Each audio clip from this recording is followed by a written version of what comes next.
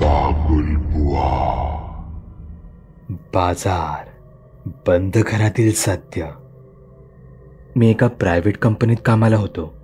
कामानिमित्त मला सतत इथे तिथे ट्रॅव्हल करावं लागत असे. असंच एकदा शहरापासून दूर एका कमी वस्तीच्या साईटवर माझं काम होतं.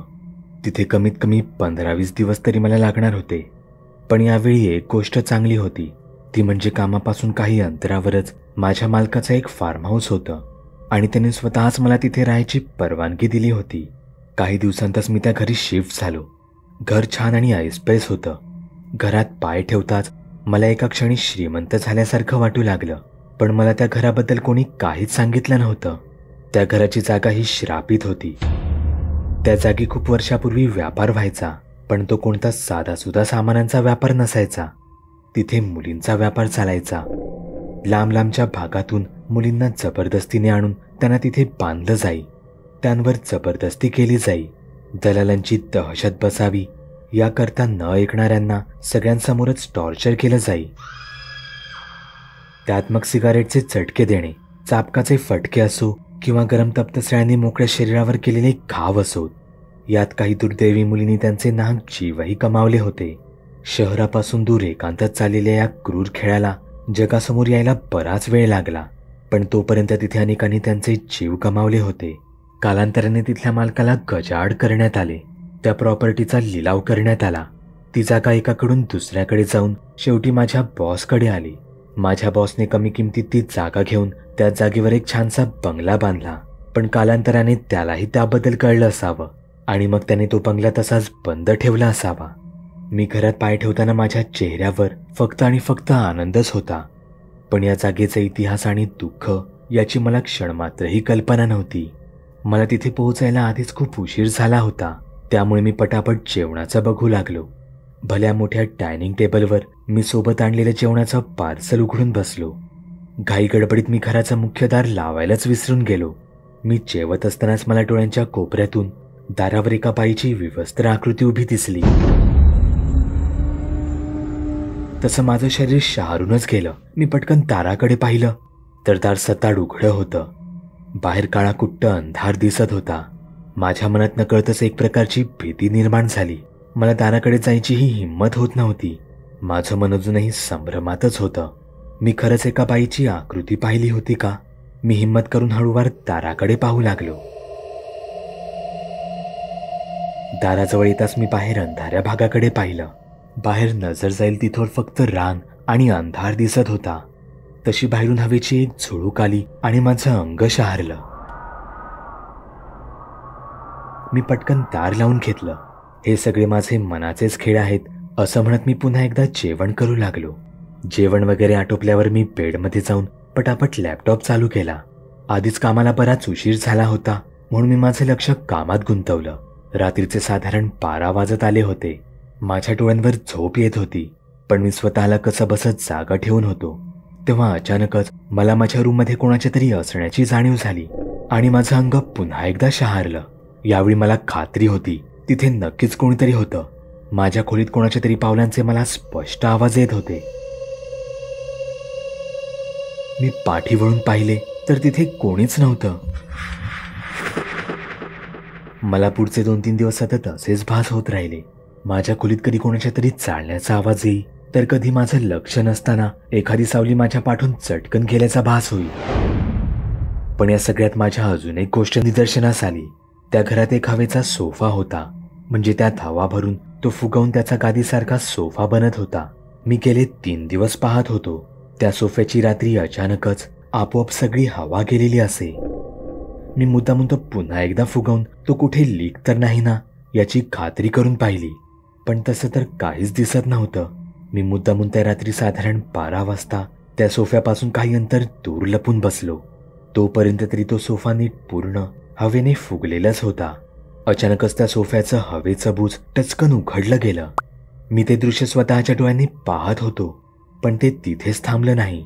हवेसाठी असलेल्या छिद्रात कोणीतरी काडी घालून ते आत ढकलल्यासारखं त्या सोफ्याची हवा पटापट खाली होऊ लागली. हे सगळं फार विचित्र होतं.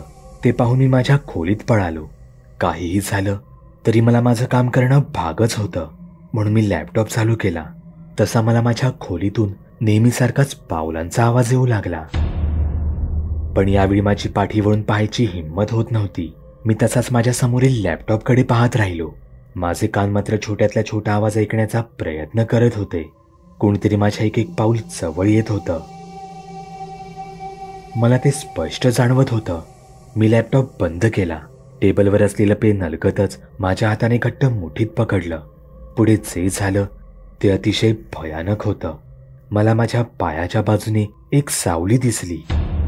ती पुढे माझ्या टेबलाजवळ सरकली. याचा अर्थ माझ्या पाठी नक्कीच कोणीतरी उभं होतं. आता तर मला माझ्या मानेवर कोणाच्या तरी गरम श्वासांची जाणीव होऊ लागली.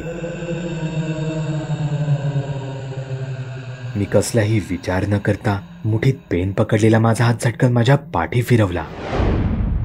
पण पाठी याही कोणीच नव्हतं.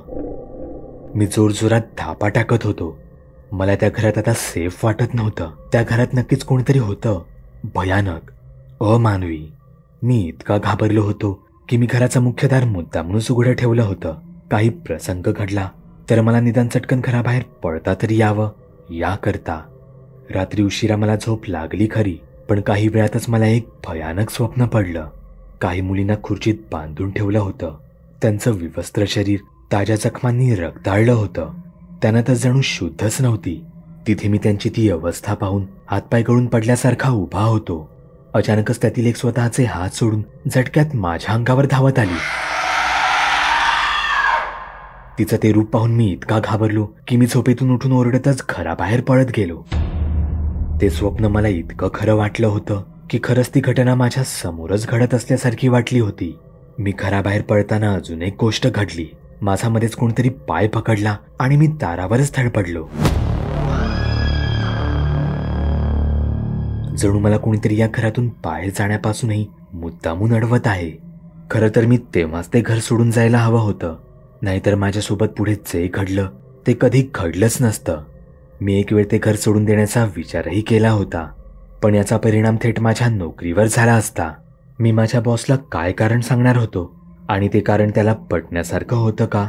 मी मला पडलेल्या प्रश्नांना माझीच उत्तरे देत होतो. पण पुढे जाऊन या गोष्टी अजूनच विचित्र आणि तितक्याच भयानक बनत गेल्या. रात्रीचं मला माझ्या डोळ्यांसमोरच काही वस्तू त्यांची जागा बदलताना दिसू लागल्या. इतकंच काय तर घरातील फर्निचर जसे की लाकडी सोफ्याचे भाग तुटून बाहेर आल्याचे भास होऊ लागले. मला तर आता काय खरं आणि काय खोटं काहीच कळत नव्हतं. मला आता वेड लागते की काय असंच वाटत होतं. मी देवाचं नाव घेत कसं तरी झोपायचा प्रयत्न करत होतो आणि मला पुन्हा एकदा तसंच भयानक स्वप्न पडलं. समोर तसाच रक्ताचा सडा पडला होता. तिथे काही मुली रक्तबंबाळ होऊन जमिनीवर निपचित पडल्या होत्या. मी घाबरतच त्यांच्याजवळ गेलो. तसं त्यांनी सर्वांनीच मिळून माझ्यावर हल्ला केला. माझ्या पाठीवर त्या तप्तसळ्यांनी चटके देत होत्या. मी तसाच कळवळत झोपेतून जागा झालो. माझ्या पाठीला मी हात लावून पाहिला तर माझ्या पाठीवर जखमा झाल्या होत्या. मी त्या पाहायला म्हणून आरशाकडे गेलो. मी वाकून वाकून माझ्या जखमा पाहायचा प्रयत्न करत होतो. तेवढ्यातच आरशात एक भयानक मुलगी मला दिसली.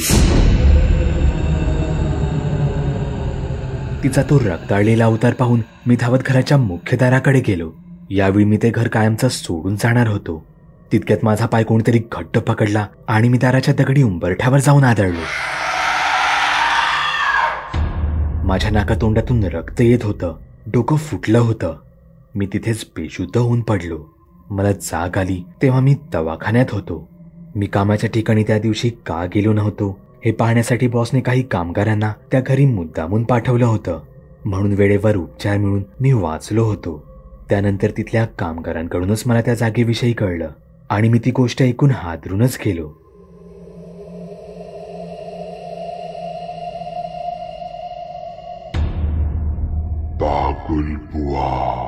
चॅनलवर अपलोड केलेल्या नवीन व्हिडिओची नोटिफिकेशन मिळवण्यासाठी चॅनल सबस्क्राईब करायला विसरू नका. व्हिडिओ आवडला तर आमच्या मेहनतीचा मोबदला म्हणून तो लाईक करून मित्रांसोबत जरूर शेअर करा. चॅनलवरचे इतर व्हिडिओ पाहण्यासाठी इथे क्लिक करा. तसेच चॅनलवरची प्लेलिस्टही चेक करा. दर दिवशी नवनवीन भूतांचे व्हिडिओ बनवून मी तुमचं मनोरंजन करत राहू याची खात्री बाळगा.